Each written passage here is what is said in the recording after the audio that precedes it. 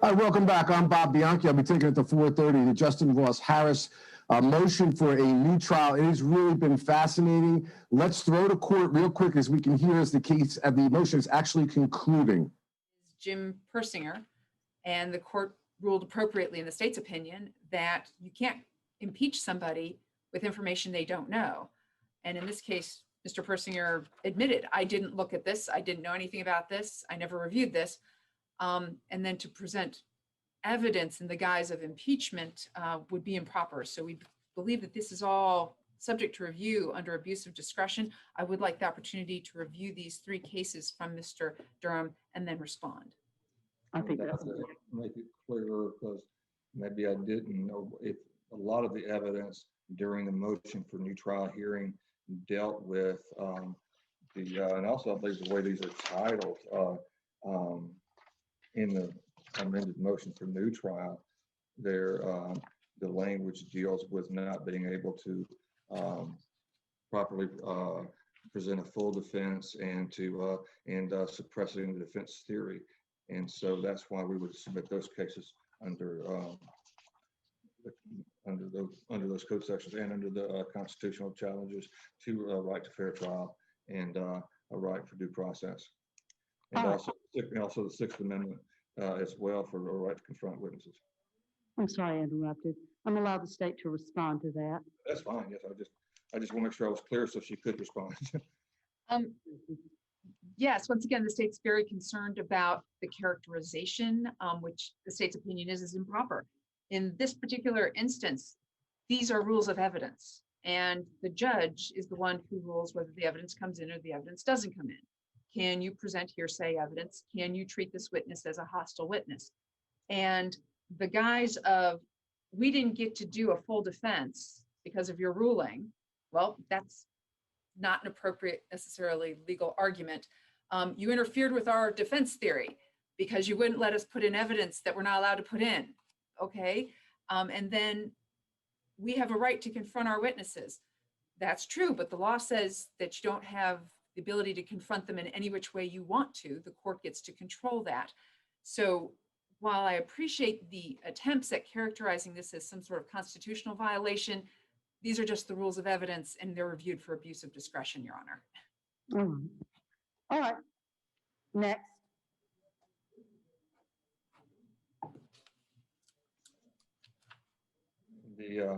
Are we ready to go forward? Please. Okay. 20 we would submit. All right.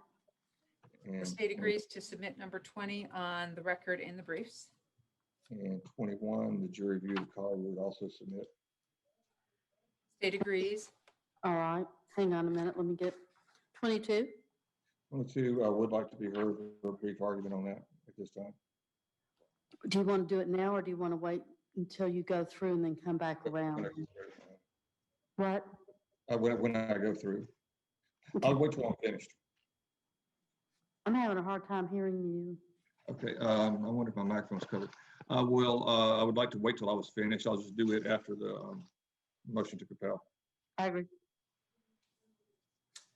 Okay, 23. We would submit. State agrees for enumeration of error 23 to submit on the briefs in the record.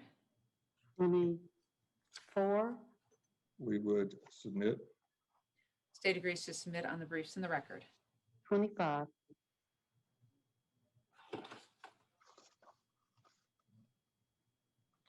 Is 25 the It's the catch-all.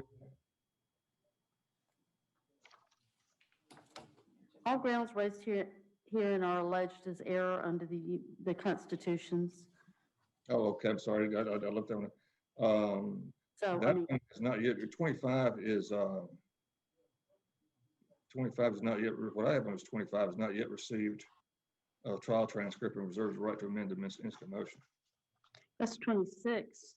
Oh, okay. Then I'm working on the rough draft. Okay. 25. But I have 24 is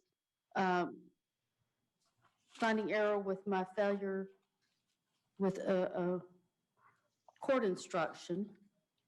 25 is just saying everything raised alleged as errors under the constitutions of Georgia and the U.S. And I So was it's working a under a catch-all. different copy. I was working under a rough draft copy. I apologize. No wonder it was clean. 25 is just raising the Mhm. errors under the constitutions, and Right. we would again submit that they should be raised under constitutions. And 26 deals. I don't think there's anything to hear on 26 because you have heard us, and you have we do have a trial transcript. And then we have the amended motion for new trial and the supplemental amended motion. So let's look at the amended motion. As far as the first amended motion, that deals with the submissions for ineffective assistance. And I've indicated in the motion, Your Honor, it was more out of an abundance of caution because in the two issues, what we have alleged is the defense counsel came in with these two theories, and if they gave advice to the expert about his notes and they relied on him, and if they were wrong in that, then they may be ineffective, because their whole case relied on their faulty impression of the law. That would be the same thing under the trying to go after the statements by Detective Murphy to the magistrate judge. Again, those were relied on. They were put up on a big board in the opening, and they counted on it. And so that's the reason for those there. There's nothing to be heard because all the evidence is there and has been presented to the trial court. And we do submit that the error was not on behalf of trial counsel, but if it is found that it was, then the court needs to look at if they were ineffective by heavily relying on those and I guess going all in on those two arguments. Okay. Well, the state does actually have argument regarding the ineffective assistance of counsel claims, which I'll call 1 and 2 in the amended motion for new trial. But would you like to hear those now or at some other time, Judge? Let's wait a minute and let's go back and let Mr. Durham go through his, and then you can follow up with yours. And how about the supplemental amended motion for new trial? That was kind of also done out of an abundance of caution, Judge, because it deals with cumulative error, and I have not had an appeal since the Lane case came out, and Yeah. I want to make sure that I didn't screw up and not add a specific enumeration and then find out that they wanted it listed at the trial court or heard before the trial court.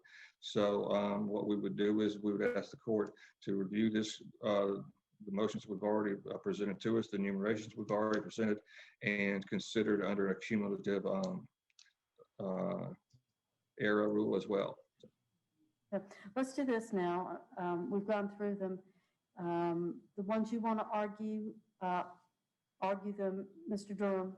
Articulate the one you're arguing, present your argument, and then Ms. Stanislawski, then you can respond, and then you would have last say, Mr. Durham, then go to the next one. And then when we're finished with his, then I'm going to hear your responses to the ineffective assistance, Ms. Stanislawski. Thank you, Judge. Yes, sir. Yes, ma'am. All right. Okay, Your Honor. First one I'd like to go ahead and talk to about is the motion to compel. And I guess the best way to do it would be to look back and get a brief summary of what we've learned about this case since then and get a factual background of it. But it seems like what the evidence has showed is that Dr. Diamond was contacted in 2014, but he really didn't start getting involved in the case or on the case until sometime in 2015. The initial interview appears to have been at the jail and in August of 2015. And the way I understand the evidence was that that was a meeting where they were all in, when I say all, the trial counsel, a private investigator, and Mr. Harris were all in a room at the Cobb Adult Detention Center. It would be one of the conference rooms. Now, the testimony, if I recall, from Dr. Diamond is that he went in there with those handwritten notes that were defense exhibit number 2, but they were the part of what was turned over but it was the parts that the state did not, or contends they did not look at, or at least the Cobb County office. The evidence is that after that, there was meetings between them, there was conversations between them, there's exchange of information, trip to Tampa, and at some point in April of, early April of 2016, the prosecutor, Mr. Boring, I think it was on April the 11th, filed a motion to compel, and he had talked to Dr. Diamond, and Dr. Diamond mentioned some notes. And so at that time, I think the record's going to show, from my recollection of the hearing anyway, the record will show that the second meeting had not even taken place before the first meeting, before that motion to compel was filed. In August of 2015, the motions were heard, and also in August of 2016, I think that is the second meeting of, no, excuse me, that was on April 30th of, so shortly after the motion to compel, there was a second interview, and that's the one where Mr. Kilgore went to the jail with him, but Dr. Diamond spoke with Ross Harris, and they were by themselves in the pod area where you had the partitions. So that was the one where Dr. Diamond, I recall the testimony, that he had the guideline with him, the guideline being D1, which was the typewritten thing. He's explained what that was. So and that was when, I would say it was created, because it sounds like that document was a work in progress as they were getting information and going through. But he explained what that was and how the information got there the best he could recall.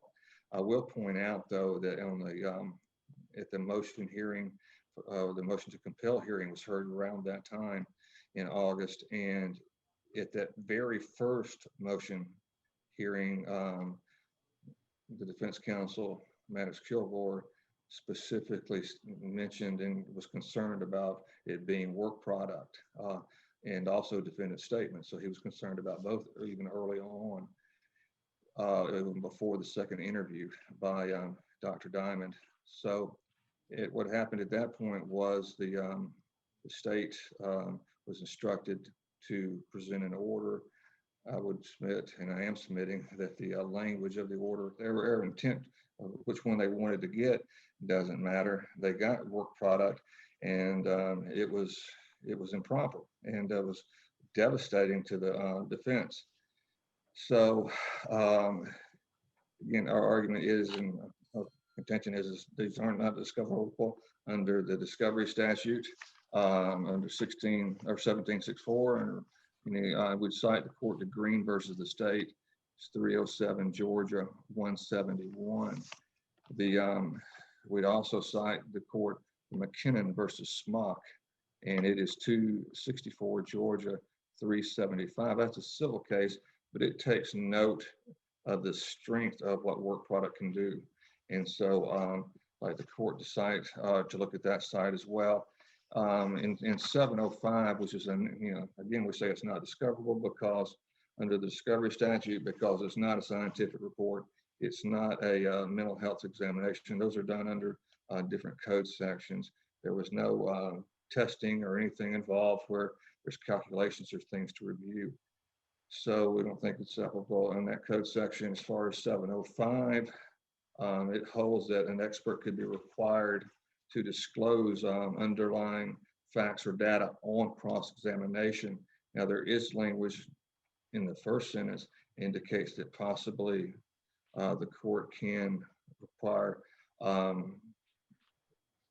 disclosure before cross-examination, but in this case, it would submit it does not allow it, or would not allow it to require, the court cannot be required of an expert to turn over work product.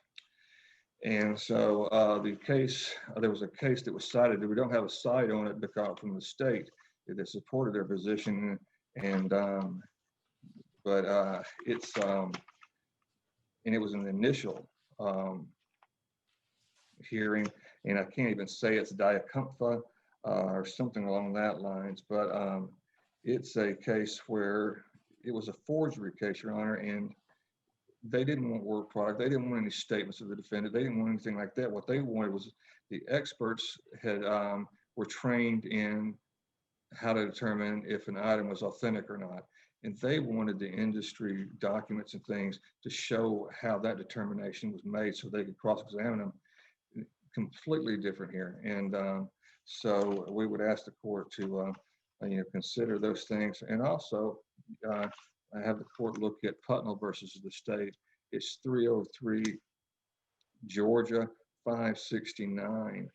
And it's a 2018 case.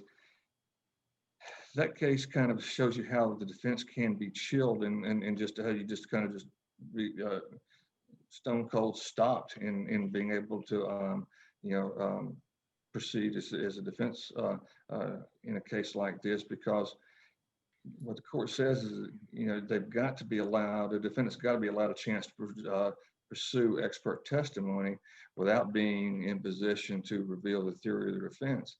And here, the defense was not only put in a position to reveal the theory of their case and their ideas and their thinkings on certain strategy decisions or the weights of evidence, they gave the state a work product that did include all their thoughts, their concerns. More importantly, they gave the state this huge sword just to stab them during trial. And I'd point out that you go back and it was dealt with a lot during the motion hearings, the motion of new trial hearing. But if you go to the second page of D1, down at the lower third of that, there's some questions there that I just want to point out and have the court look at again. There were 3 really good attorneys at the prosecution table.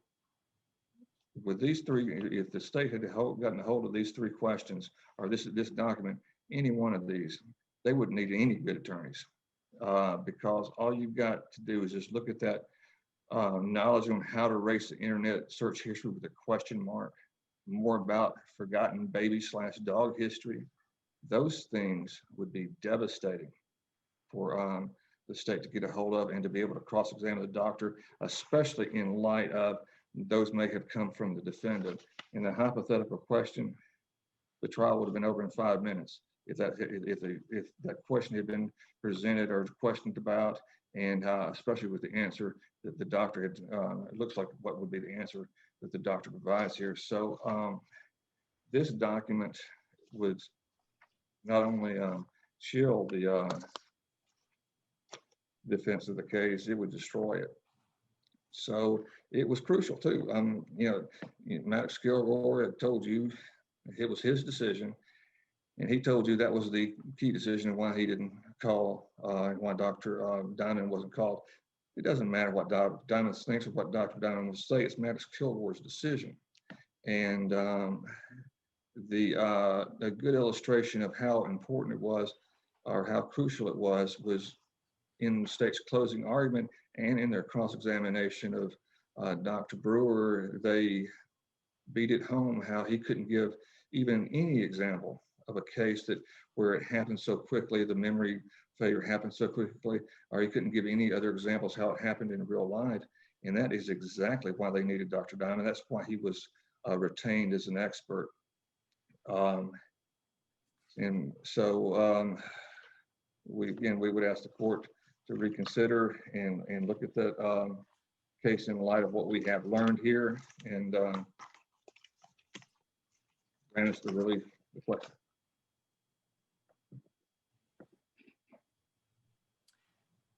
Thank you, Your Honor. Your Honor, the court completely ruled appropriately in this case. And the reason for that is under 1716(4), which is when the defendant shall, within 10 days of timely compliance by the prosecuting attorney, but no later than 5 days prior to trial, permit the prosecuting attorney to inspect, copy, or photograph a report of any physical or mental examinations. Now, while the defense tries to claim that this is not a mental examination, that's exactly what it was, because at the time they served the state, They said, this doctor is going to opine that Ross Harris did not have the intent to go ahead and commit this crime. Right to somebody's mental state, the intent or not intent. And basically, this idea that this is not a mental examination is ridiculous. Of course, it's a mental examination. The statute then goes on to say, including a summary of the basis for the expert opinion rendered in the report. In the middle of it, if the report is oral or partially oral, the defendant shall reduce all relevant and material oral portions of such report to writing. In other words, if you're going to take the stand and you're going to say, my opinion is he didn't do it intentionally, and I'm basing that on having talked to him, the next question is, well, what in the world did the guy say to you? And at that point, if he's written down, well, this is what he said to me, that's the basis of my opinion, the state's entitled to that under the statute. So the court was completely correct in saying, hand over the notes legally. Now, the problem becomes with the credibility of the witnesses. What we have here is we have Dr. Diamond, who shows up on August 10th, 2015 with his laptop in the conference room at the Cobb Detention Center. Maddox Kilgore testified, oh yeah, he was over there working away on his computer. Dr. Diamond testifies, I didn't take any notes. And there's a trick with that. Am I taking notes during this particular hearing? Sure, on a yellow pad in my handwriting. So when I say, are you taking notes? I'm thinking you're writing things down. Other people take notes by typing it into a computer. Other people take notes by holding up a cell phone and going, here, talk into this. So when the state goes ahead and asks the court to enter an order, they're asking the court to enter an order to cover all contingencies of how Dr. Diamond might have taken notes. Because if the court says, hand over your handwritten notes, I don't have any handwritten notes. Hand over your typed notes. Oh, I don't have any typed notes. So we end up in this trap of playing word games when the state has been very, very clear all along in its motions to compel that what the state wants is Dr. Diamond's notes where he wrote down, this is what Ross Harris said to me, and I'm using that as the basis of my opinion as his expert at trial. It couldn't have been clearer. Chuck Boring repeatedly said this over and over again to the defense team. So what we have is we have our August 10th, 2015 meeting. And at this point, everyone's getting ready for trial. The first trial in Marietta began on April 11th. April 11th of 2016. So at this point in time, we have an expert who initially was characterized as a meet and greet, but now Mr. Kilgore comes in and testifies, oh no, I found my notes. It's now 3.5 hours that he spent with him. So now we have either it's a meet and greet or 3.5 hours, but regardless, Dr. Diamond tells all of us, oh, I didn't take any notes, but I was willing to come to court and testify to a whole lot of stuff like Mr. Harris didn't intend to kill his child. So we've got some real credibility issues with this testimony that's in direct contradiction with each other. So then we have April 6th. We get the defense's discovery. And it says he's going to opine to this, the ultimate issue. He's going to say this was the result of a failure of memory systems and that Ross Harris didn't intend to do this. Okay, what's that based on? It actually says, the defense actually tells the state, it's based on conversations that Dr. David Diamond had with Ross Harris. Chuck Boring calls up Dr. David Diamond and says, okay, what's the deal? Oh yeah, I spoke to him, I took notes. And how do we know that that's true? Because why would Mr. Boring then file a motion on April 11th to compel those notes? Unless Dr. Diamond had told him that he had those notes. And now, today we have yesterday, we had Dr. Diamond coming in going, oh no, there were no notes. I didn't take any notes. So there are several problems with all of this. Then we move forward. We're in trial in April. There's been a motion to compel. All of a sudden, mistrial. We're going to move the trial to Brunswick. And what do we have? April 30th, they go back over to talk to Ross Harris. And at this point in time, Dr. Diamond has this sort of outline that he's typing up on his computer. And he goes in to talk to Ross Harris and he types some things in. This is never explained to the trial court. Not once is this told to the trial court or the state. That how this went down is We gave our expert our strategy. We gave our expert our opinions about the evidence. We gave our expert a whole bunch of information about what we want our expert to do. They couldn't tell the state that. They couldn't tell the court that, because that means Dr. Diamond is not an impartial expert. It means Dr. Diamond is their mouthpiece. And so they're caught between a rock and a hard place. Okay, we can't exactly give it away that in D1 is a whole bunch of stuff that we told this guy we wanted him to do as our mouthpiece, not as necessarily our expert. We're going to put him up there and call him an expert, but we can't tell the court any of that. So we have to go ahead and do the whole legal argument. Not once do they go ahead and tell the court, Judge, there's a whole bunch of stuff in there that Diamond typed down that was our strategy, and we didn't know he put it in there. It would have been real easy to have said that. And Judge, we want to redact it out.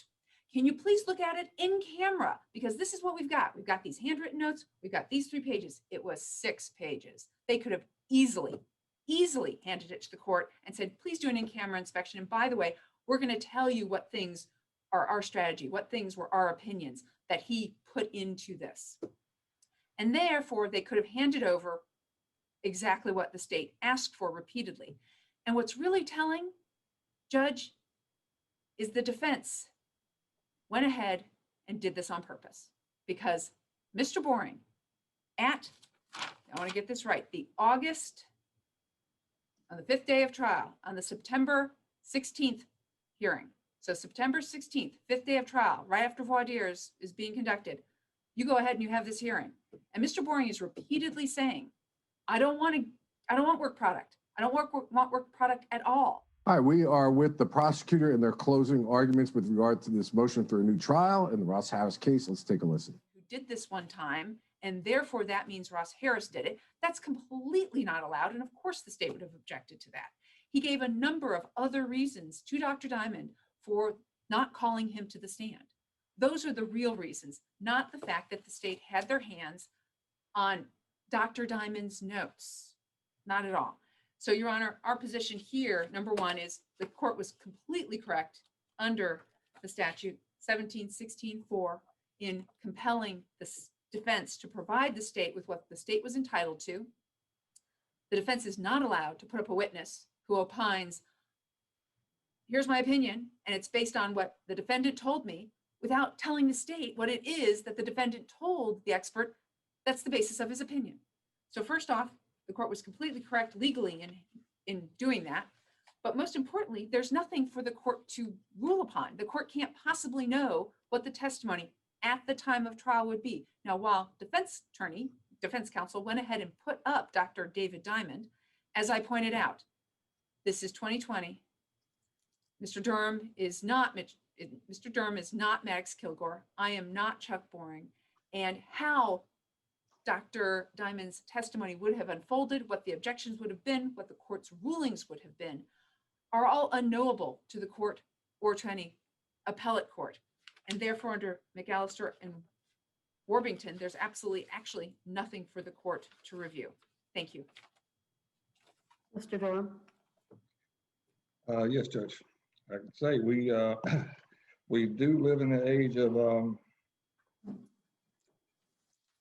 expansive conspiracy theories. The idea that this was some plot by these scheming defense attorneys is just beyond all realm of possibility to me. It's clear on the record what happened. The state wanted something they couldn't get, or maybe they thought they could get it, but they tried to do it through the legal avenue. And also, I do want to point out, there's a massive amount of speculations of what Chuck Boring knows and what he didn't know. And it's all just speculation. But regardless of what the record shows us is, he found out that there were some notes that Dr. Diamond had. There's nothing in the record of the conversation between Chuck Boring and Dr. Diamond. We don't know what Chuck Boring's recollection of that hearing was, or a recollection of what that conversation was. We just have speculation on it. And that speculation has devolved into this huge conspiracy that Maddox Kilgore and the trial team were conspiring to have the case reversed by some miraculous way, and I guess get their client convicted and then hope to get a new trial. not the greatest strategy in the world, but we're going to go with it for this argument anyway. Now, the thing that does need to be pointed out is the order in this case that says any materials relating to any regard and in any manner. There was just any and all. It was so broad, and that was submitted by Chuck Boring. Maddox Kilgore told him at the very first hearing that it was a work product. He said that during the hearing. It was verbal, and he said it. Nobody cared. They didn't care. Chuck Boring went ahead on the record and went forward and issued the order any and all without any regard to the work product concern that Maddox Kilgore said orally. Next hearing, Mr. Kilgore puts it down in the pleading, and he writes it down. So I don't know how I can explain it any better, but it was at some point, the state's got to take blame for taking this order, expanding what the trial court said at the initial hearing and making it a little bit broader, where any and all and in any manner and in any regard. And so they had to turn over everything. You do have something to review. You have Dr. Diamond's testimony. I can't find my little McAllister case here, but my recollection on McAllister is it does say some of the things, but there's also a notation in McAllister that a footnote that notes that an ineffective claim was not proffered, which means that there was no proffer at the motion for new trial. And so you have that here. Yes, I am not Maddox Kilgore, but you still have a proffer. It still needs to be considered. There is something to review, and it shows the harm, and it shows that, and you can look at the document that he was forced to turn over.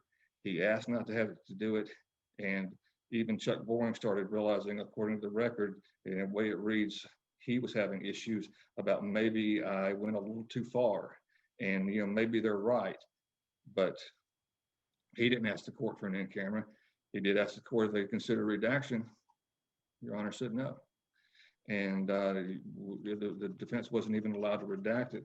Now, at no point did Mr. Boring, there's any record of Mr. Boring coming in saying, well, listen, why don't y'all just get me a summary, get me a redaction or something like this? But he didn't. He went with his order, and it was too broadly written and got information that he wasn't supposed to. And instead of asking the court for an in-camera, he has a DA do the in-camera. And the funny thing is they gave him the wrong stuff. They gave him the work product. So to make this into some type of conspiracy theory that the defense is trying to sabotage Mr. Harris and get him convicted in hopes they can get for a new trial is a little bit far-fetched. And you do have the evidence presented to make the consideration. You have the evidence laid out for you of what was turned over, and you have a law that says it wasn't required. And we respectfully ask you to grant our motion. Let's move to the next matter. Okay. I think the only one I have left is the 3D. That's consistent with what you said. Judge, if I could do one more thing, I dropped this note.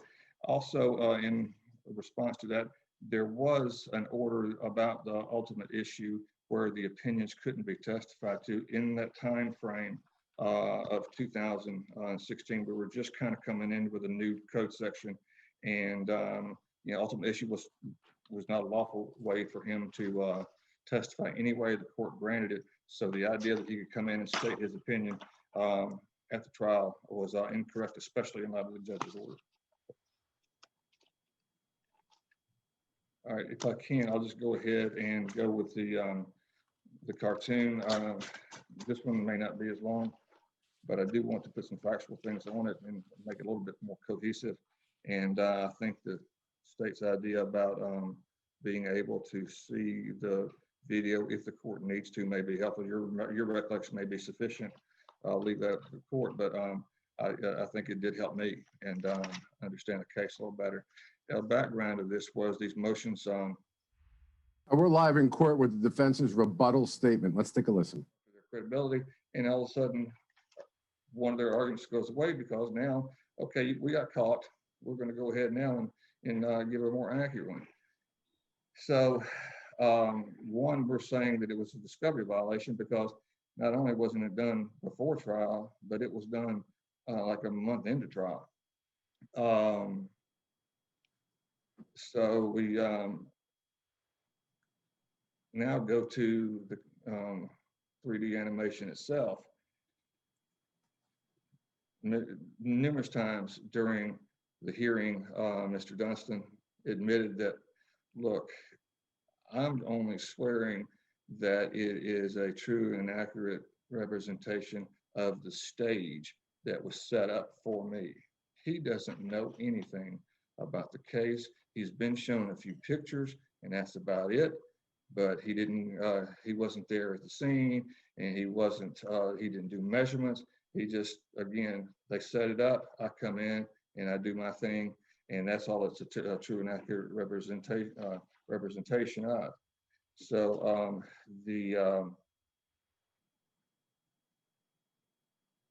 he gets on the stand and he again says, this is a true and accurate representation of what it was staged for me this week.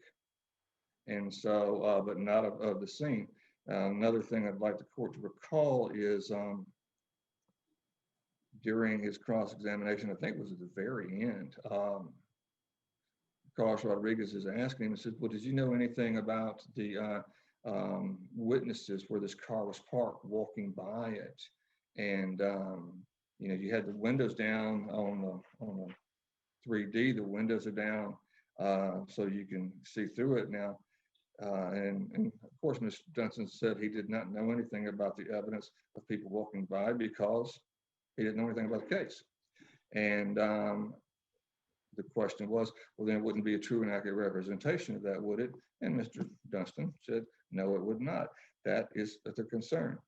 The issue we have, also another issue is how misleading it is. And I think, well, the court's going to recall this better, but there was, you know, some evidence put out today, but the flyovers, the ability to take the roof off, the windows down, and to manipulate it where you can see in places that you've never seen before. And all of this is supposed to be for the issue of spatial proximity. But they also make sure the jury knows that, hey, we're trying to do this just so it'll be what Ross Harris can see.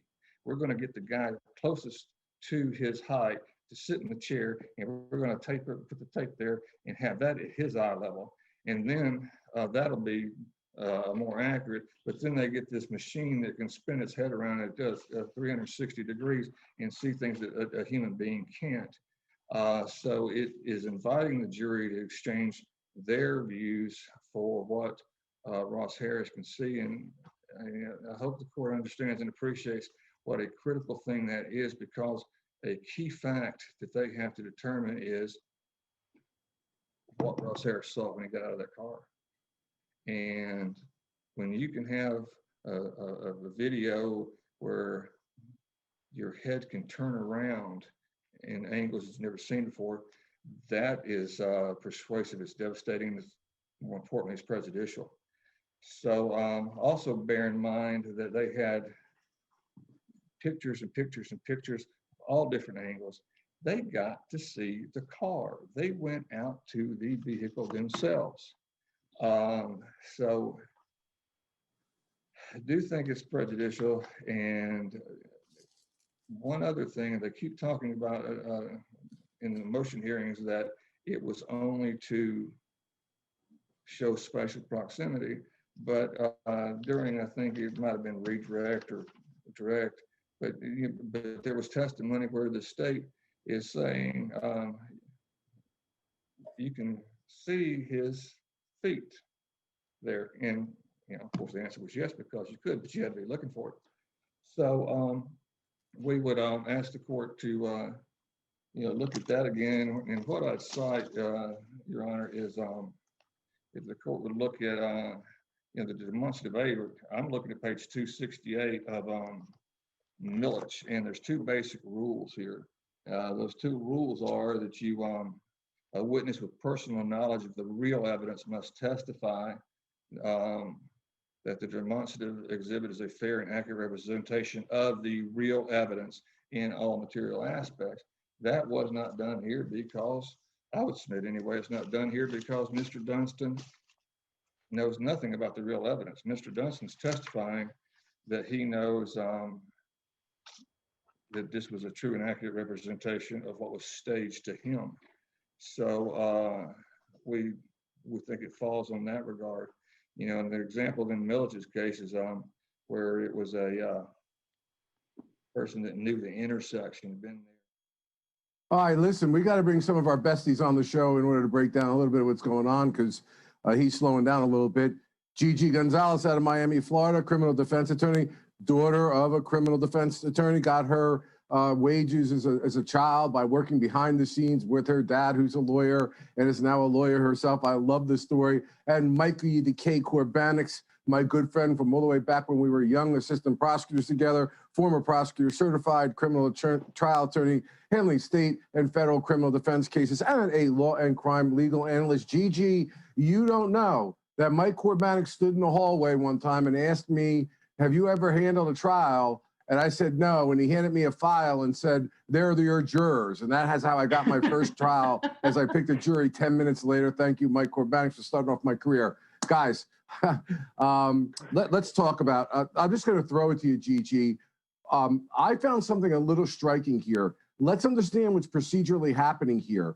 The defense appellate lawyer is trying to say that there's ineffective assistance of counsel. But in the same token, when she was making that argument, I think she slipped into a little bit of a problem when usually they're trying to say the defense lawyers did a great job. Rather, she was saying that they were trying to create reversible error. They didn't go in ex parte. There were a number of things they could have done that they didn't do. And that's something that could be decided as ineffective assistance of counsel. Did you find that to be a little squirrely when she said that? Did she fall into a trap with that?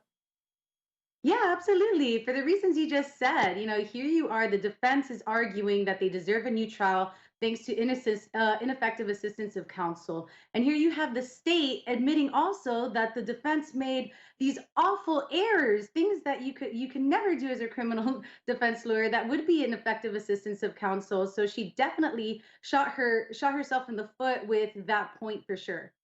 Okay, Mike, just real quick, what is your whole assessment of this thing in this crazy scenario where the expert has both the defense theories in the case, he took statements from defendants. Our understanding is notes would be relevant, especially if they form the basis of an opinion, but there could have been a redaction of the trial strategy, no? Oh, absolutely, Bob. I think this is a difficult argument for the defense because you're basically confronting the judge who made that ruling and you're saying you were wrong. And I was laughing because I was looking at some of the body language when this defense attorney was making his point as to her rulings, and this judge was folding her hands, which folding her arms, which usually a sign is I'm not listening. But I find it very interesting, and I think they're on the right road. Okay, as these things turn out in court, we're a little bit like a ping pong match. We have the prosecutor now speaking in the closing part of the motion for a new trial. They had seen all of them. And what we did, the state, is we corrected an error made by Grimstead. And he got cross-examined about it extensively. As was pointed out by Mr. Durham, both the old scans and the new scans were all put into evidence so that the jury knew, yeah, Grimstead screwed up and we had to redo it. Thus, attacking the credibility of the state, and the jury could do what they wanted with that information. But in this case, it is not a discovery violation. They knew all about it. What they got was a corrected version of the scan. The court was correct in allowing it in as demonstrative evidence because it's appropriate. It's there to aid the jury.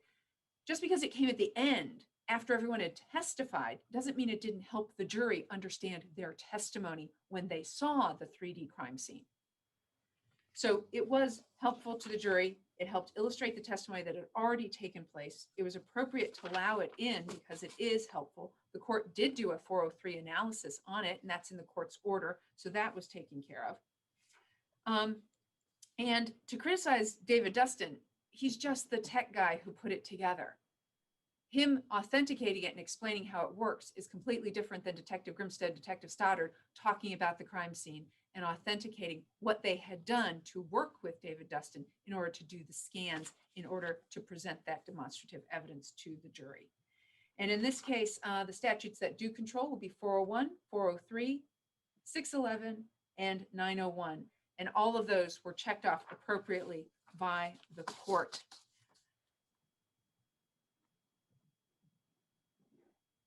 Thank you, Your Honor. I'll be brief, Judge. First off, I do want to be clear. I do not mean any disrespect whatsoever. I did not mean to be criticizing David Dustin. I was criticizing the state. But and what it is, Judge, is this is demonstrative aid. It's supposed to aid a witness in his testimony. David Dustin's testimony was, I did a scan. And I did a scan of a scene that somebody staged. It didn't have anything to do with the trial. His testimony may have been come in to lay the foundation if another witness had gotten up there and testified using it, and it aided that witness as somebody that had knowledge of the case and was working on the case and had something pertinent to say about the case, and it aided their testimony. But all of David, they may have needed him to lay the foundation of how it works, but this exhibit did not aid his testimony one iota. And I don't, I just do want to point out that the state figured it out when it was pointed out to him on cross-examination. And, they shouldn't have been allowed to correct it, quite honestly, because this was something they were going to use. Everybody had been prepared for it. Everybody had worked on this case for years, getting it ready. The defense had relied on this, put their, and had that as part of their theory of defense. And then it's all suddenly taken out from them. And because the state's allowed to come in and just recreate something in the middle of the trial. We'd stand by the arguments, and thank you for your time. Mr. Durham, I think that concludes the points you wanted to make. Am I correct or am I incorrect? Right now, you're correct. Well, I know you're going to want to respond to the state's matters. So, of course, that's not what I wasn't asking that.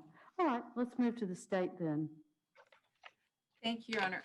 What the state wished to address were the two, let's make sure I get this correct, the two amended motion for new trial assertions of error due to ineffective assistance of counsel. And in the amended motion for new trial, the defendant submits that that trial counsel provided ineffective assistance of counsel by failing to call Dr. David Diamond as an expert witness at trial. Your Honor, the state submits that that is not the case whatsoever. It's not a failure to call Dr. David Diamond as an expert witness being ineffective. That is a strategic, knowing, and intelligent decision. And it was made by Maddox Kilgore. As he repeatedly said today, he's the one who pulled the trigger on that. He's the one who made that decision. He testified that he thought he made it the night before Dr. Gene Brewer testified. However, Dr. Diamond testified he was at the courthouse, ready to testify, had come in the night before, and that they came up and they told him, oh yeah, you're not going to testify. So he had been prepared and he was ready and he was at the courthouse, and they told him he was not going to be prepared to testify.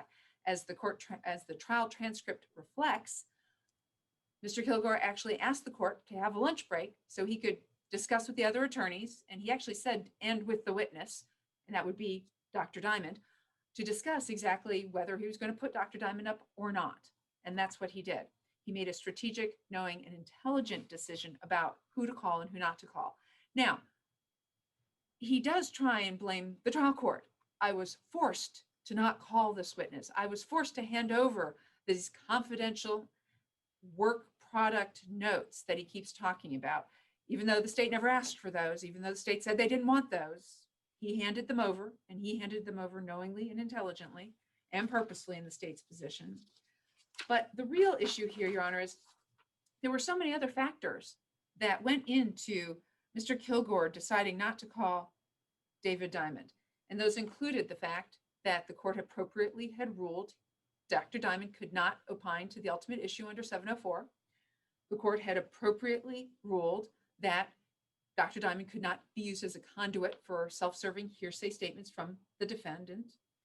Mr. Kilgore knew the defense was going to object to the majority of the slides.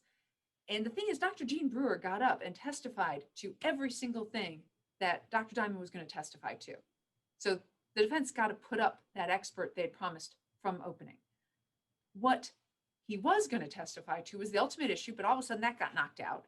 And so Mr. Kilgore testified. Well, I then wanted him to testify about his personal knowledge, and he was going to do that by comparing cases. He was going to put up a slide, as you saw in, I want to make sure I get this correct and tell you which defense exhibit. Defense 3, the 50-slide PowerPoint presentation. He was going to put up a media story about an airplane crash. He was going to put up the stories about officers leaving guns in restrooms. But we all know he wouldn't be able to testify to, I talked to that officer and that officer told me. That's immediate hearsay. So that would not have been allowed at all. And then they put in slides about Lynn Balfour. Some woman 20 years ago left her kid in the car, and she said, these are the reasons why she did it. And Ross Harris says, these are the reasons what he did. So obviously he must have done the same thing. That is never allowed. That's so objectionable. I mean, I'm sure I don't even need to give the court examples of a forensic interviewer doing something like that, or a gang expert for the state doing something like that. The defense would never, ever allow that. They'd be jumping up and down, screaming with objections. So we have a couple of issues. Dr. Diamond was actually going to testify to something diametrically opposed to what Dr. Brewer testified to. And I'm just going to give you one of those examples. And one of those examples is the cues. Dr. Brewer got on the stand, and there was 2 pages of cross-examination by Mr. Boring saying, isn't this a cue? Isn't this a cue? Isn't this a cue for Mr. Harris to have remembered that Cooper was in the car? And Dr. Jean Brewer goes, yeah, that's a cue, that's a cue, that's a cue, including the Chick-fil-A cup.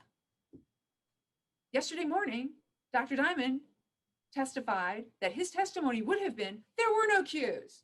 So when you have 2 experts who take the stand and say something completely opposite, that is complete fodder for the state to basically make a huge argument that you can't believe either one of them because the 2 of them can't decide what's a cue and what's not a cue. So when you've already put up a witness and they've testified to one thing, you don't want to put up a second witness who says something that's the exact opposite. And so there are numerous reasons, including the headline news article. Dr. Diamond was going to be attacked with that immediately on June 30th. This murder happened June 18th. On June 30th, this Dr. Diamond is talking to Headline News about this case. So how do you say you're fair and impartial and an expert who's just doing an analysis when you've already made up a decision within 2 to 3 weeks of the incident taking place? So those were all things that were going to take place on the cross-examination of Dr. Diamond, and why the defense strategically and knowingly decided to not put him up. So therefore, we think there's absolutely no basis to find that Maddox Kilgore and the other attorneys were ineffective by not calling Dr. Diamond as an expert witness at trial. And that concludes part 1. There is part 2, but I will let Mr. Durham respond. Okay. First off, the notes were handed over at the direction of the court. It wasn't like he just, here, take these. The court ordered him to do it, and the court had to order him twice because he was ordered the first time. It's like, no, this is wrong. You need to reconsider this, and comes back in. So he tried to fight that. So in the as far as the PowerPoint goes, I think the evidence is clear, and there's also a spot in the records where they do talk about that. And Mr. Boring said that, and this was during the trial, he said that he's gotten it. There was numerous objections, but they were working, and this was a work in progress, and they were working through this. And there were, I mean, so some of those were going to be cut out, and then they may give them with a resolution, but otherwise the judge would have made the decisions of whether or not the slides could come in. I think I would disagree that experts cannot testify as to hearsay. I think sometimes they can. I think it's a lot depends on what field they're in and these other aspects. But experts definitely would say that Dr. Diamond could testify to a good portion of the PowerPoint and maybe not the slides.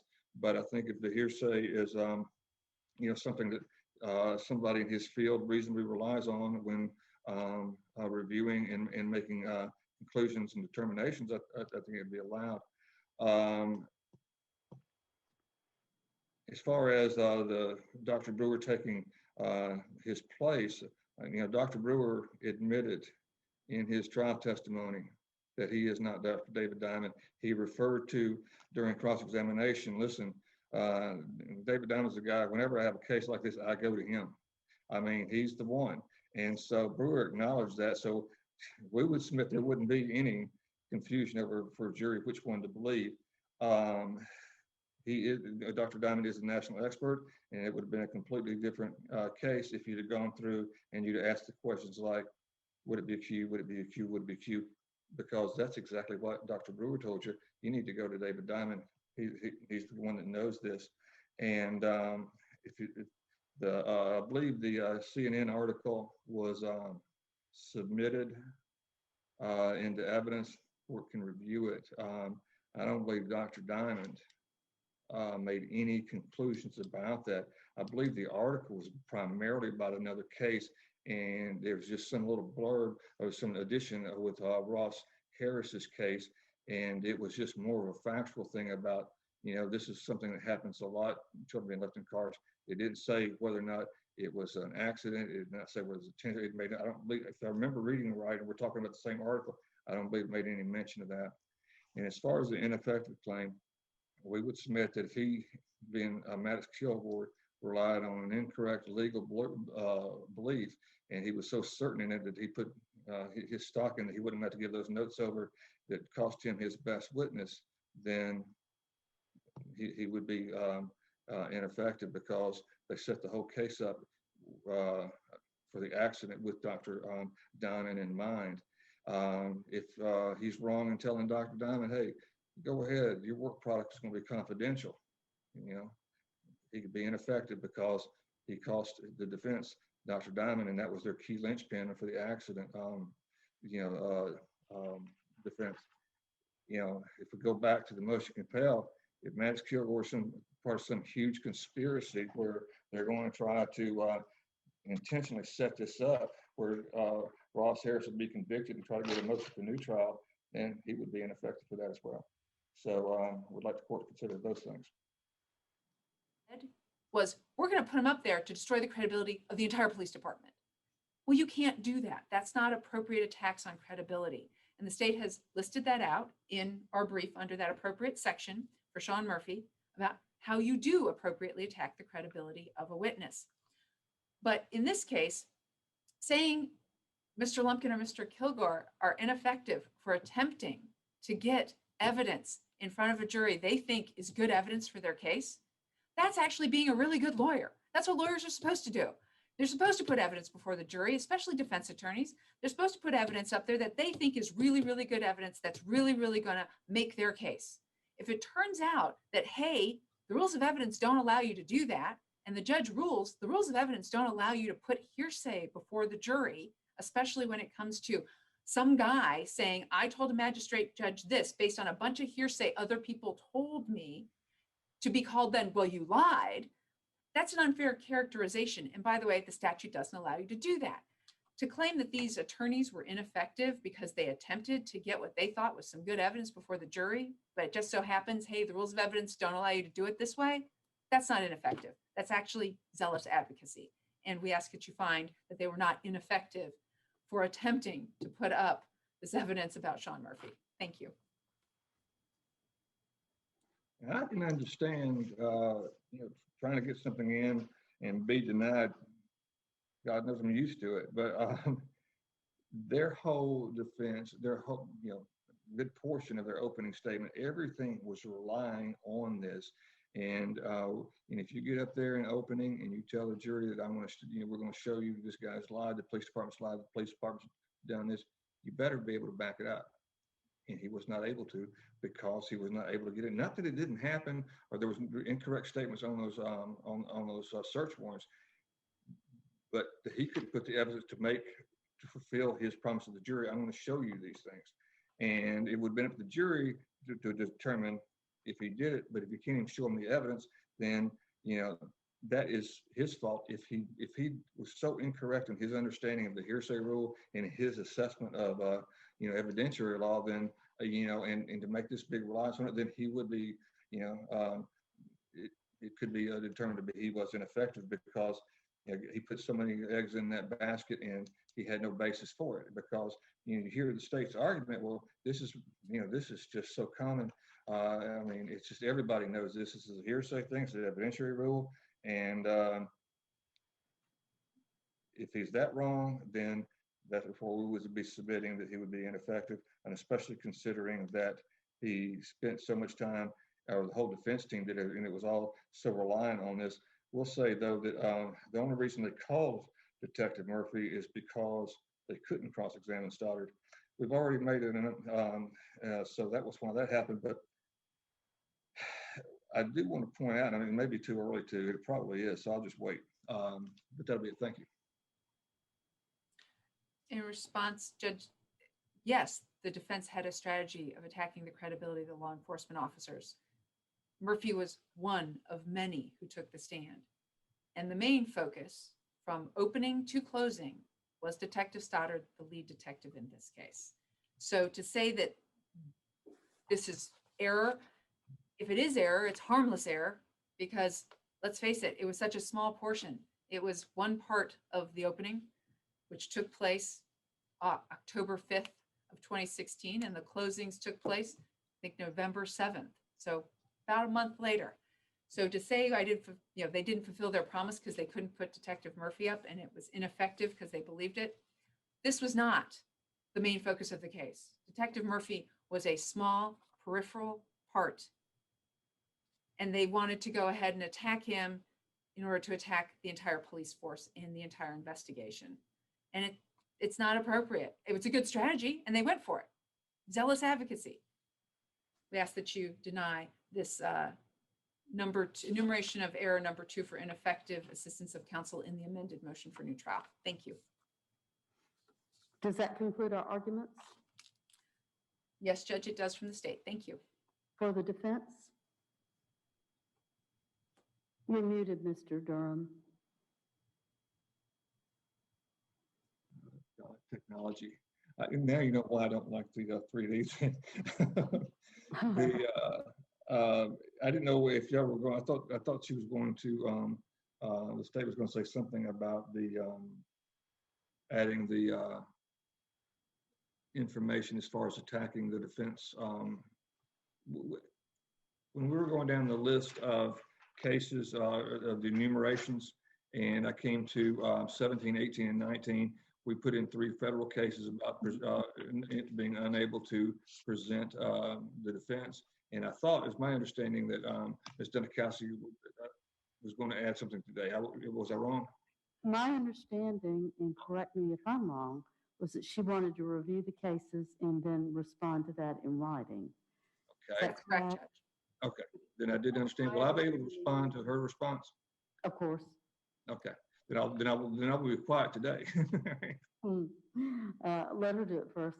How long do you need for to do that, Ms. Dunikowski? Looking at a calendar, Mm. day. I believe I'd be able to get it completed by the 23rd of this month. All right. Mr. Durham, how long do you need after that? 10 days, or is that right? I mean, 5, whatever the court says, I'll work really hard. By the end of the year? Or is that too tight? I didn't hear you. I'm sorry. I'm sorry, by the end of the year, or is that too tight? Oh, that'd be fine. That'd be fine. Yeah. All right, and then I'd like to yes, I'm sorry. Well, I was just thinking of it, but I was thinking about the holidays, but I just kind of realized that I'm gonna be stuck at home during the holidays. So I guess I'll be okay at the end of the year. Well, I hope you're going to do something more fun than be stuck at home. Family. Well, I guess a family has to be across the room from us. Yeah, that's. If you get in I'm trouble, happy to have a translator here, Your Honor. I'm sorry. I know. Well, here, heck with it. Try for the end of the year. If you need more time, you're Okay. welcome to it. In fact, do it the first week of the year. Okay, that'd be fine. I really appreciate it. Thank you. Okay. Well, I mean, I'm being selfish. I'm gonna take a little time off too. Or work in the office and get things cleared up and in good tight shape. I'd like proposed orders. Let's say by January the 15th. Is the 15th a weekday? Somebody with a calendar? Friday. Well, Fridays are good. Does that work? Yes, Judge. Very good. Yes, Proposed orders by January 15th. All right, Judge. And again, if y'all run into trouble, call my office. I'll work with you. Is there anything else for the state? Nothing for the state, Your Honor. Is there anything else for the defense? Not at this time, Judge. All right, so my pleasure to work with you, and we'll be in recess on this case because I think I've got a calendar on something else. That's concluding this aspect of the trial. Mike, I'm just going to give each one of you a question real quick, and then we can do a deeper analysis as we go forward. But what did you find most compelling, one way or the other, about what you heard today? I just think they got a tough road to hoe, Bob, to have this on an ineffective assistance claim. This defense attorney is doing an excellent job trying to make the best of what he can, but the prosecution has an excellent point. These matters should have been, I always have a problem, Bob, and we've talked about this, we started trying cases together, is never promise to a jury what you're not sure you can deliver, especially as a defense attorney. Yes, very, very true. Although, listen, as a lawyer, I like to go in, Gigi, strong with the case. But, you know, the court instructs the jurors that openings and closings are not evidence. I do agree with Mike. You never want to be in a position where something was unproven during the course of the case. So what are your general thoughts about this overall ineffective assistance to counsel argument? Do you see it? Yeah, I agree with Mike Korobonics. I don't think it's the defense's strongest position here. You know, opening and closings, like you said, it's not considered evidence, but you are painting a picture for the jurors and you are setting an expectation in their minds as to what to look for in this case. And as a defense attorney, if you are raising these types of issues and you don't bring in or make it clear that those issues do exist, then the jury's going to have a hard time tracking with you. With that said, I think that the ineffective is the least successful here. Okay, well, I have a little bit of a twist on that theme. Maybe I'm glad we're going to have some opportunity to talk to these awesome guests because there is so many nuances, and it may even seem a little daunting and complicated, even for us that are lawyers that do a lot of trial work, as to exactly what the nuances there. So hopefully we'll be able to break it down for you. But this evidence is something we talk about all the time, that there's rules of evidence and there's court rules. And unlike when people opine on cases where they read in the newspaper that sometimes can be factually inaccurate, whether you can get evidence in or not is a crucial aspect of trial lawyering, and it's very complex. In Jersey, the book is about that thick of the evidence rules, and with each of those evidence rules, there could be hundreds and hundreds of cases that interpret those rules. So we're going to break all that down. But Brian Lumpkin was one of the defense attorneys that testified in this very unique motion. Let's take a listen.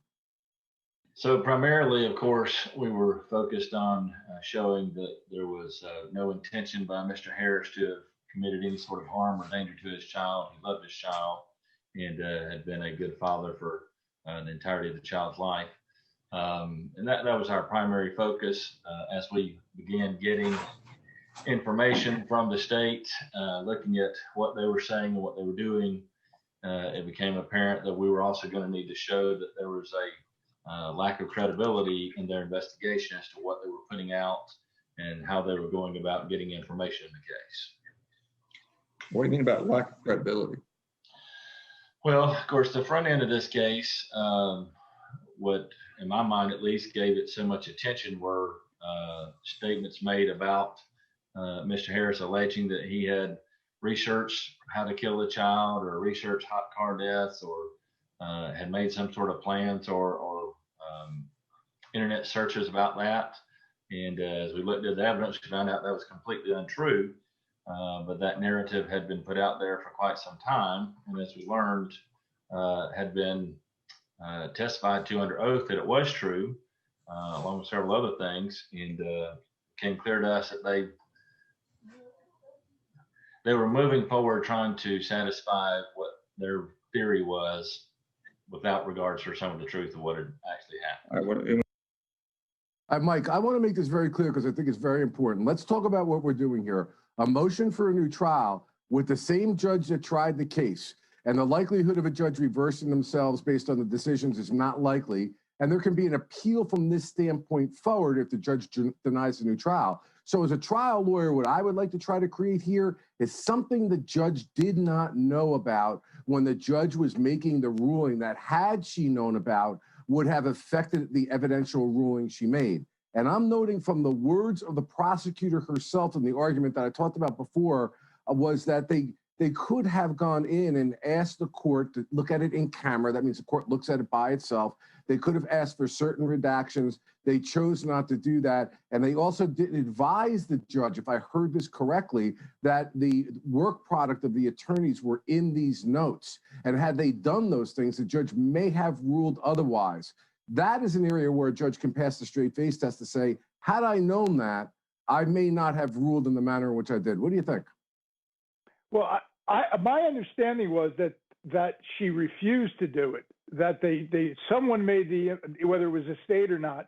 But the bottom line is, Bob, I agree with you. The worst thing for any judge to do, especially on a discretionary call, when I say discretionary, that's the way the appellate court looks at it. Did the judge abuse their discretion, which gives them wide latitude, is you want to examine everything. They had to have known.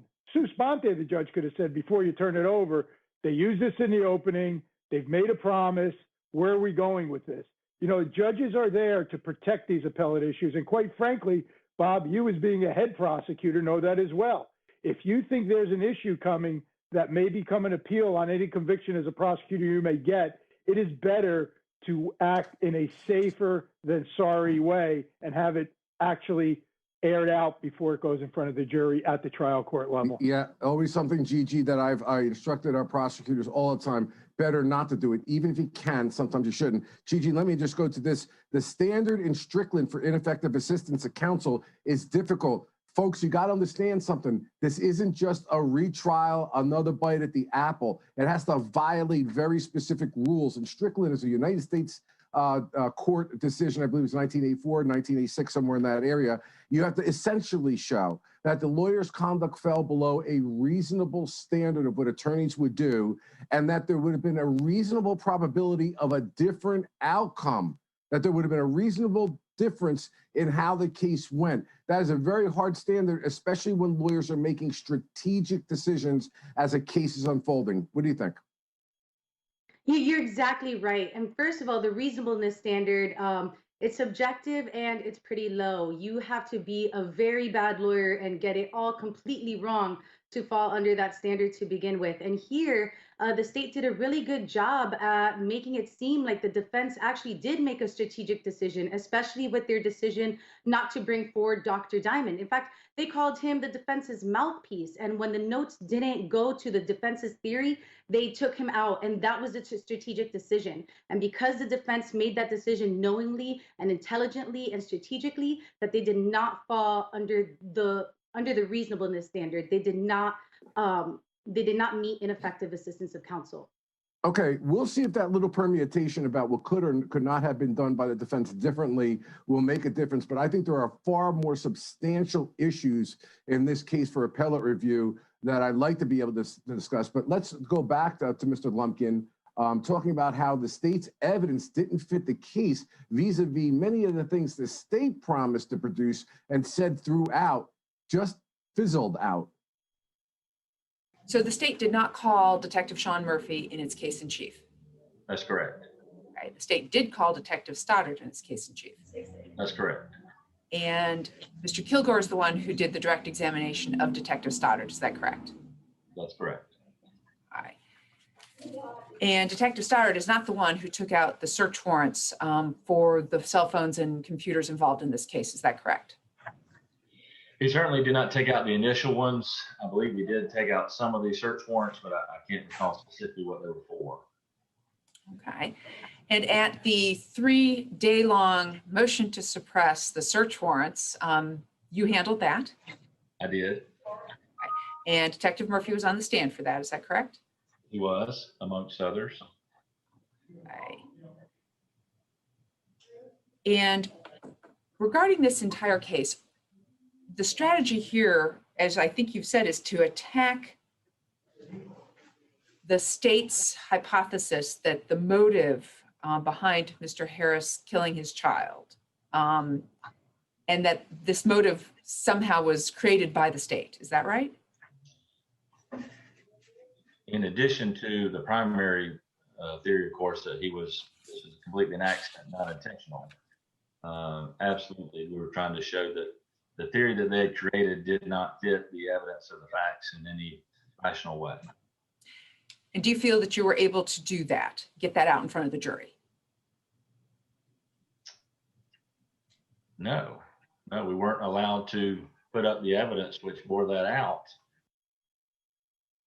One of the wow factors in this case that I put down there was the fact that there were contradicting testimony from officers about how the defendant responded with regard to the death of his son, Connor. One saying there was no remorse and no emotion, and another one having a different opinion that the defense was greatly limited, if not completely limited, at bringing out the contradiction of those reports. But anyway, let's listen to the redirect of Mr. Lumpkin, who was Harris's attorney, one of Harris's attorneys during the trial.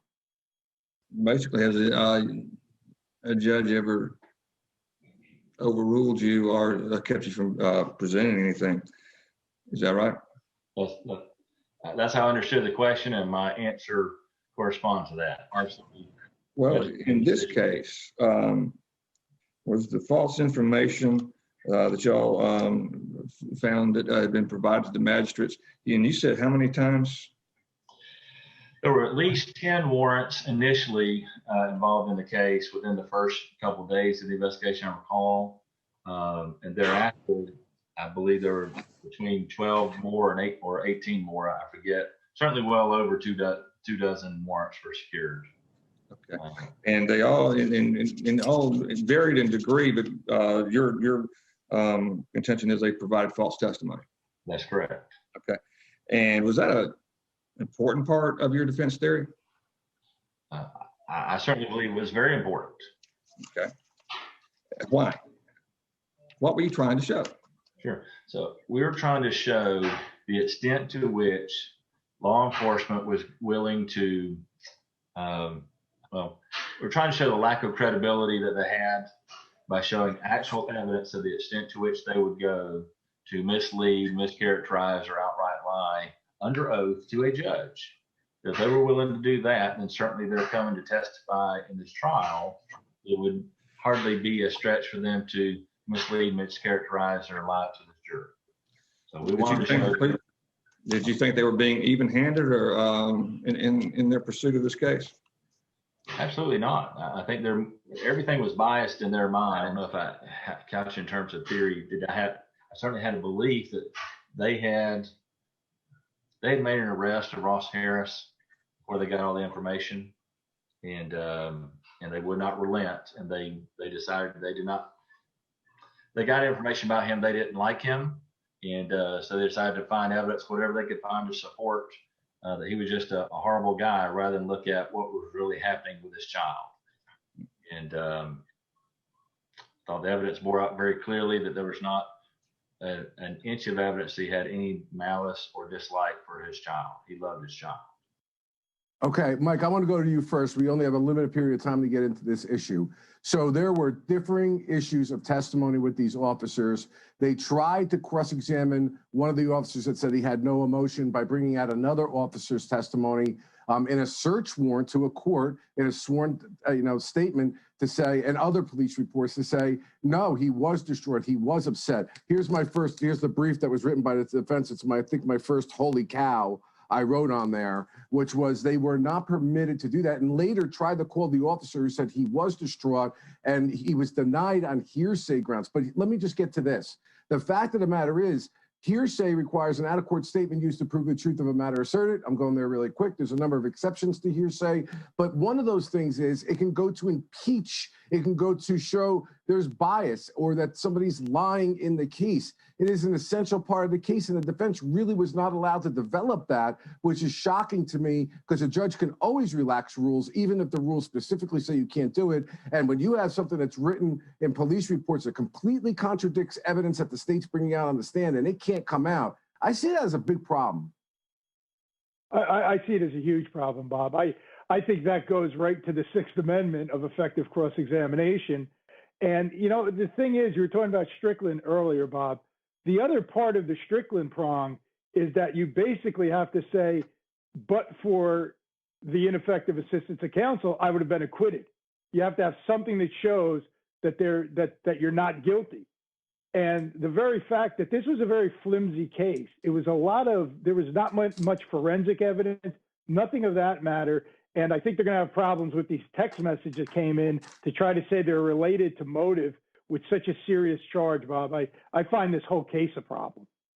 Yeah, it's problematic on a lot of ends on my mind as well. And I'm talking about as a prosecutor, I would never have put a case in like this for the very reasons we're talking about. Not to mention on the ineffective assistance of counsel real quick, even the defense appellate lawyer was saying they were doing that kind of, you know, to cover their bases, because I think there's a lot worse there. Anyway, we got a lot to cover here. We have another one of Harris's attorneys, a Carlos Rodriguez, that was also dragged into, if you will, called into a motion for a new trial where his defense appellate lawyers, now think about the dynamic here, are basically trying to say those defense lawyers didn't do a good job and there was all sorts of error. And as a result of that, this conviction should be reversed, vacated, and we should go for a new trial. So let's listen to him as he testifies in this case. It was suggested that he was the creator of that post, and it was part and parcel with the state's theory that he wanted to live a child-free life, and that was the purported motivation to kill his son, was to rid himself of his marriage and being a dad. Now, did as time went on, with all the electronic and technology and social media communications, did things become clearer about what information was or the sources of it? Clearer for us or clearer for the state? Well, I mean, clearer for y'all. What clear for anybody, any objective person? How's that? Did you get more information as the case went along to find out? Okay. All right. Well, it was clear to us, very early on, as soon as we heard that it wasn't Ross. Ross only had one child. It obviously became clear to Cobb County Police and state sometime after the probable cause hearing. But as the case goes on, this case progressed, and more things were discovered through the search warrants, through whatever information you could get to go through the technology, and you could tie into who sent what on these social media things. Am I correct in that? So can you ask that? Can you ask that again? I'm sorry. Sure. What I'm trying to find out is, there's been testimony that this was ongoing discovery. A lot of things were coming out, and things were, there was information that you would have early, but you needed to check into it later on, and investigations had to be done on the sources of those information. Right. Okay. Is that true? Yes. And is this whisper image something like that it became apparent more later on as the case went on and more investigation went in as to where the source came from? I would say that's true, but it certainly would have been prior to attempting to try the case in Cobb County. Okay, guys, we're getting towards the end of the show here. I have to talk about what I think is one of the most important things here. And as a prosecutor, I was very careful with, and I'm seeing more and more as time goes on, this evidence rule that I believe is being abused. And hopefully there's going to be some courts that are going to start saying enough is enough. Mike, I want to talk to you about evidence rule 403. That's where the substantial prejudice could occur and the probative value is slight, and to avoid undue consumption of time or confusion with the jury. And I want to dovetail that into evidence rule 404, that character evidence or other act evidence that just goes to beat up on somebody, doesn't say that in the rule, or just make them look like they've got a bad character, is not admissible evidence. The admissible evidence comes from the actual evidence that points, relevant evidence that points towards the crime. There are exceptions to Rule 404. Here, the government is arguing one of those exceptions is it goes to motive. That is motive that he wants to be child-free. But in this case, they introduced 8 women that talked about his sexual proclivities that had nothing to do with the victim in the case, had nothing to do with regard to the actual facts of the case. They also added charges that were completely separate and distinct from all of this, including sexual assault charges, sexual exploitation charges with a jury, with a child rather. These are the very things that usually are severed out of a trial so that the jury is just not there irate, thinking that this is a horrible, hateful human being. And I think this would be the #1 way, maybe not at this trial, but on appeal, that this case gets reversed. Because when I read it, I thought that was it, lights out for the prosecution on that issue alone. It certainly would be in New Jersey if there was Judge Bianchi. Mike? Well, Judge Bianchi, let me put it to you this way. I couldn't agree more with you on that because I actually can't believe they're spending so much time on other issues such as ineffective and things of that nature.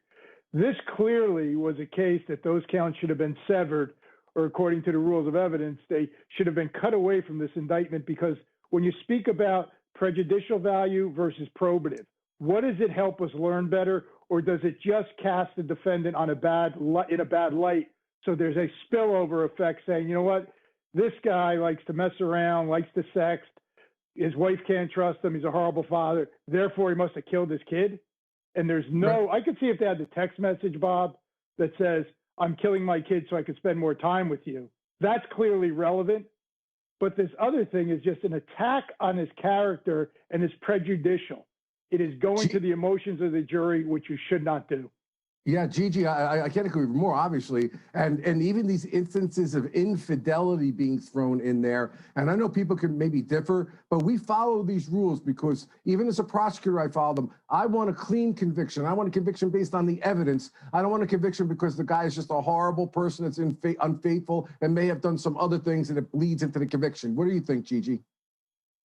I think you and Mike Carbonics hit it on the head. And the fact that they're bringing in these other cases, the sexual assaults of the minors, the distribution of harmful materials to minors, they're doing it to hurt the defendant and to paint some illustration that that was the motive. When the reality is that these crimes that they're charged independently, you would never be able to bring up the fact that they were charged with the crimes in an alternate in the trial. You can never say during the first-degree murder trial that he was convicted completely, of this. Gigi. All right, let's go to the case, the facts of the case, because this is what's important, of course. And when the appellate division ultimately looks at this case, they're going to look at the entire case and they're going to say to themselves, was there a substantial prejudice that occurred? Was it just harmless stuff? Or was this stuff that could have really substantially altered the outcome of the verdict? And this case deals with June 18th of 2014. The defendant was working at Home Depot, and he left for work, and he was supposed to drop his son typically off at the daycare, but he got a call saying that he had some extra time. So he went to a Chick-fil-A with Cooper, his son, who's seen in his arms as he's walking him in there. And at 9:20, he leaves the Chick-fil-A, and instead of going to the daycare, we see him at 9:25 pulling up to the parking lot at the Home Depot. Let's take a look at that. Looking here at 9:25:17, is there anything in particular to this video that you pulled where we see the suspect's car coming into the video? It should be the top left. Is that it right there? I believe so. If you can hit play, I could see it a little clearer. That time is 9:25:17, correct? Yes. Is that it? That is. Okay. Just going to continue and let it play.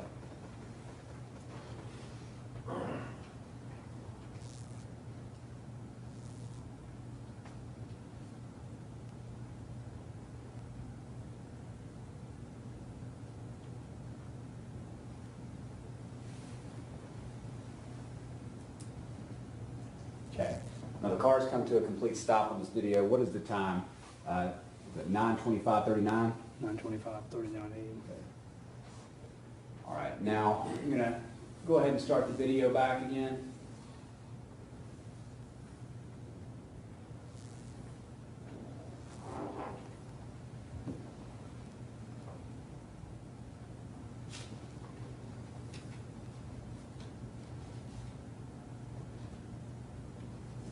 Okay, I've paused it again. Do we see at this point, it's 9:25:56. Do you see the door start to open? I do. All right, so there, we see the beginning of this horrible tragedy. And the issue in the case, Mike Corbanix, is it an accident? Was this a memory failure? He was out of his routine. And Mike, me and you have both prosecuted and defended cases where we've seen things like this happening. Or was this a purposeful murder? Was this intentional? Was this set up? And one point I want to bring out that I found significant, and again, we didn't see the case, we didn't see the trial, we don't know all the evidence, is with all this stuff aside that we listened to today, he left work at lunchtime, and at 12:40-ish, during his lunch hour, he goes with a friend to his store and picks up some items and is seen on surveillance video actually returning back to his to the car where his son, Cooper, was inside, dropping the bag off, and then doesn't obviously take Cooper out. At 4:15, he leaves work, gets in the car, drives 2 miles, and then pulls over and pulls Cooper out, and people call 911 and emergency services. Mike, the reason I'm bringing this out is because you know as well as I do, when appellate courts look at these cases, they can sit there and say there was error here, there was error there, and there was error in the other spots. However, the overwhelming amount of other evidence, and potentially that specific piece of evidence, would not have altered the verdict in this case. What do you think? Well, that's the way they look at it. I believe in this case, it's going to work to the defense's benefit because so many things here were circumstantial. I mean, every time you talk about a fact here, you really don't have any direct evidence. The one thing I think that in that sequence that you just described, yeah, people may wonder why he didn't notice his child as he's claiming. But the question that sort of contradicts that was, if he really had an intention to murder this child, and he had the child in the car all day, why would he drive and then call the police? There could have been a lot of other explanations, and it just doesn't seem to make sense. And that's why I think the prosecution should have been very careful in using any kind of evidence that was close to being reversed if it's left in. Yeah, Gigi, there was a lot of information and promises and expectations the prosecutors gave both before trial and that they actually brought out during the opening statements that, from the estimations of what I'm hearing from people that I think are very credible, that I know kind of quote unquote fizzled out, including the electronic records and the information that was being researched. We do know he researched one thing about taking a vacation and whether or not Cooper would be able to get on a cruise for free. What do you think about the quality of the evidence that was brought forward by the prosecution? I don't think there was much quality to it at all. In the opening statement, they promised us we were going to be overwhelmed with evidence that he researched hot car deaths and that he planned this and that he spent hours on the internet researching this topic, when the reality is they tied one Reddit post that was sent to him regarding hot car deaths in relation to dogs, and then another Reddit post that he responded with grossness. They didn't show us pages and pages of evidence that he was researching this. In fact, the only research he conducted is what you said, Bob, a Disney vacation for him and the family, which goes to show that he loves Cooper and that he didn't intend to do it. And just to the previous point, the fact that he didn't notice Cooper in the car when he went to check in, went to throw the stuff into his car, just goes to show that he didn't know that Cooper was there. Because if he's going to form a show and try to sell that he left his kid in the car, wouldn't it be at his place of employment where people know him and they would have reason to believe him, not some 2 miles down the road where nobody knows who he is? I think it's entirely flawed here. Yeah, that's a really excellent point you're making. He actually sets himself up if he's going to that car. And why wouldn't you do it when you got to the car after work and say, oh my God, I left my kid in the car. Why would I drive 2 miles, Gigi? That's an excellent point. Now, we all know that Dr. Diamond, who we've been speaking about over and over and over again as a central figure, was going to be the defense expert that was going to talk about faulty memory. Although I think this is part of human common experience. Nevertheless, he was going to discuss it. And ultimately, as you guys know from watching this hearing, he did not testify because the defense tactically, for one reason or the other, decided not to, which is one of the arguments for ineffective assistance of counsel against those defense attorneys. Let's take a listen to Dr. Diamond. There were other routines. Rarely, Cooper wasn't with him. So he also had the routine in which he would drive straight from home he would stop at Chick-fil-A for breakfast, typically going through the drive-through, and then go straight to work. It was relatively rare that he didn't go to Chick-fil-A, but the other typical routine was that he would drive from home, take Cooper to daycare, and if he wasn't going to Chick-fil-A, he would then drive straight to work. Those three are really his primary routines that had gone on for months to years. What about, if you mentioned a change in routine that would have to be consistent with what you talked about? Is there anything in this case that was consistent as far as the change in routine? So what we had on the morning of the incident was a change in routine. So on that morning, what I had learned was that Ross Harris was running late. He didn't follow through his typical routine that morning. He always shaved every morning. That morning he didn't shave because he was in a big hurry, because he needed to attend an early morning meeting at Home Depot. So he had planned on his routine to, when he was leaving home, he was going to drop off Cooper at daycare and then perhaps go to Chick-fil-A or straight to work. But actually, since he didn't have breakfast, he would have gone from home to daycare, pick up the breakfast at Chick-fil-A, and then go directly to work. So he had planned on doing his typical routine. Now, along the drive, he received a message, and that was between home and arriving at daycare. The message he received indicated that the early morning meeting had been delayed. So he didn't need to hurry to get to work. And so what I learned from my interview with Ross Harris was that since he was no longer in a hurry, he decided to go to Chick-fil-A and have a sit-down breakfast with Cooper. Now, this is something completely out of the ordinary. He had almost never done this in Cooper's life. And so he has now changed his routine. His plan now is to go to breakfast with Cooper, and then after leaving Chick-fil-A, to have an entirely different approach, an entirely different route from normal, which was he would leave Chick-fil-A, take Cooper to daycare, and then from daycare, he would go to work.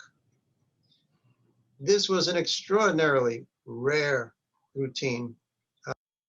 Gigi, listen, this is the human experience. There's not one of us in the world that has not done something like this when we're out of our routine and we forget something on the top of our car, which was some of the information you want to get out. I want to quote something because, Law and Crime Network just doesn't do the online stuff. You go to lawandcrime.com, you're going to see all sorts of great articles that are written by the reporters and staff there. And one that struck me was as follows. Turns out there was no evidence that Harris searched for hot car deaths, animals in hot cars, or living child-free. What he did do was receive a Reddit message board called Child Free that he responded to by saying, quote, grossness, end quote.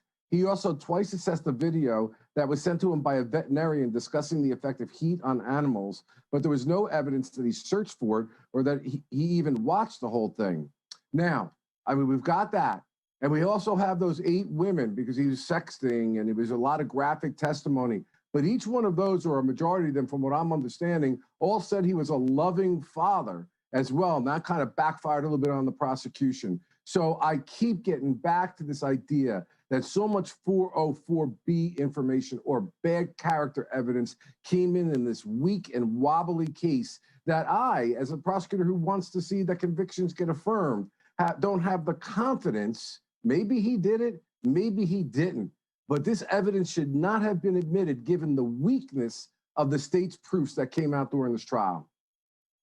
I completely agree with you. And the entire reason why their testimonies came in is to prove that Ross Harris didn't want responsibility of his kid anymore in order to continue to live a life indulging in his sexual fantasies. When the reality is his kid never stopped him from indulging in those sexual fantasies. He frequented sex workers. He had sex with anonymous women. He did whatever he had relations or engaged in conversations with minors. He did whatever he wanted. So for the state to assert that he was trying to get rid of his responsibility to his child is absurd on its face, because he never took that responsibility serious. He was indulging in the experiences anyway. So to bring this character evidence in as a way to prove a flimsy motive was wrong on its face, and it backfired on the state when all of the women testified that he was actually a loving and doting father and only wanted to stay in the marriage so that he could continue being a loving and doting father to Cooper. It's completely ridiculous, and this evidence should have never been brought in by any standard.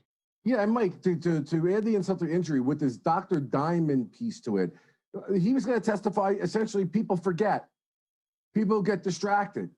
I mean, that is something that is a common everyday experience. Could an appellate division court say, you know, look, we may not be happy with the way that went down and Dr. Diamond didn't testify, but it would not have substantially led to an impact on the testimony, which is obvious to the common sense of any individual juror sitting on that jury?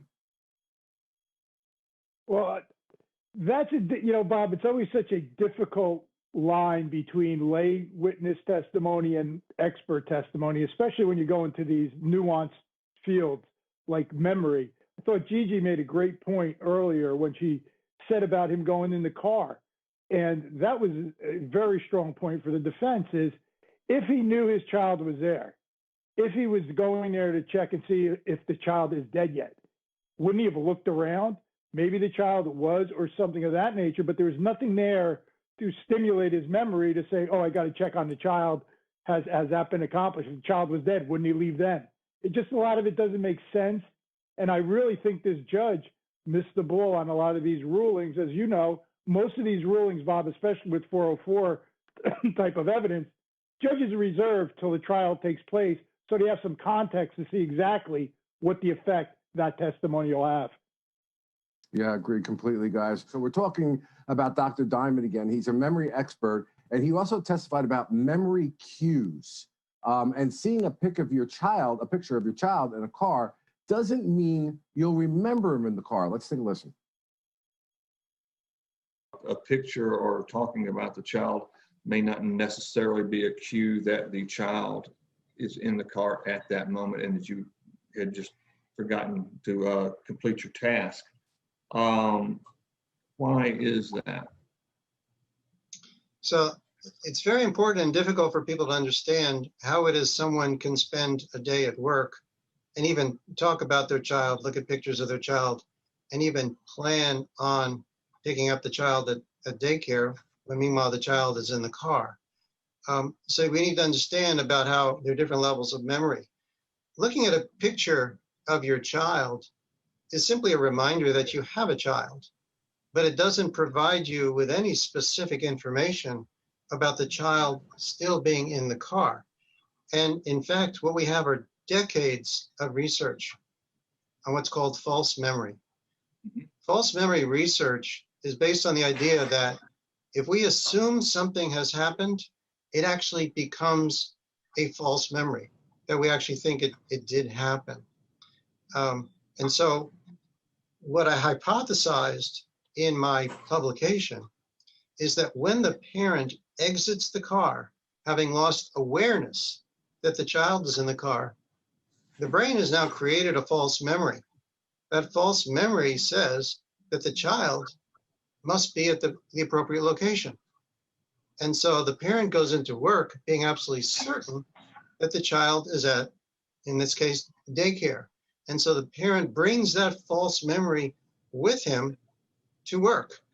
And so, in fact, you have many cases that are such tragedies in which you have parents going back to the daycare, looking to pick up their children, absolutely certain that the child must be at the daycare, only to be told by the daycare provider that the child never arrived. and they're completely bewildered because they have no idea where their child is.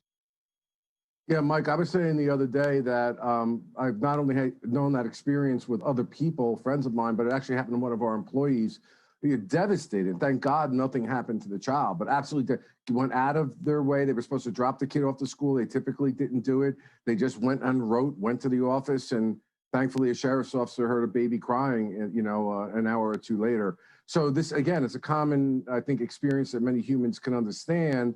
But in general, I want to bring one point out here. I believe during part of this hearing, there could be some information that these defense lawyers felt that they had done so well in attacking the state's case that there could have been a strategic decision not to call this doctor, and maybe it didn't have anything to do with the notes.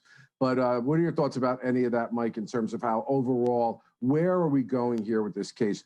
Do you agree with me? Motion to grant a new trial will not be done unless the judge hears something that they did not know before and says would have changed my evidentiary ruling, and I believe that could have changed the outcome of the case. Is that the standard in your mind? Yes, Bob. I don't believe they're going to make any headway here. I think this is clearly a case for an appellate court to look at. I don't think the judge is going to go back on the previous rulings. Quite frankly, I think this judge is going to probably dig her heels in a little more and not move on this case. The whole body language of this judge while the defense was arguing didn't seem very, very helpful to the defense. Gigi, can you talk to us a little bit about what you feel overall about whether this motion for a new trial will be granted?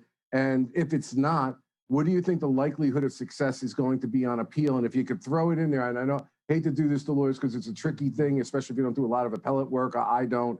What is the standard of review that the courts look at? And explain what a standard of review is. It's just not anything. It's like we have preponderance of the evidence and proof in a case and beyond a reasonable doubt, and clear and convincing evidence and standards of proof in the trial court. But what is it on the appellate side? Okay, well, I think I've done one less appeal than you have if you've only done one.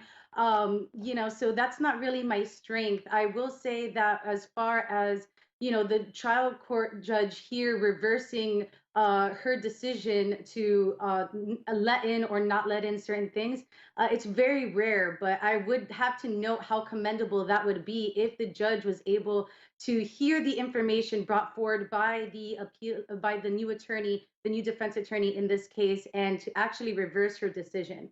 The likelihood is low of that happening, but it would be noteworthy. And I think the strongest point for appeal is going to be the fact that they joined these charges in with Cooper's, that the sexual allegations were combined in this case. They were completely prejudicial, and their probative value did not outweigh the prejudicial effect that it did have on this case.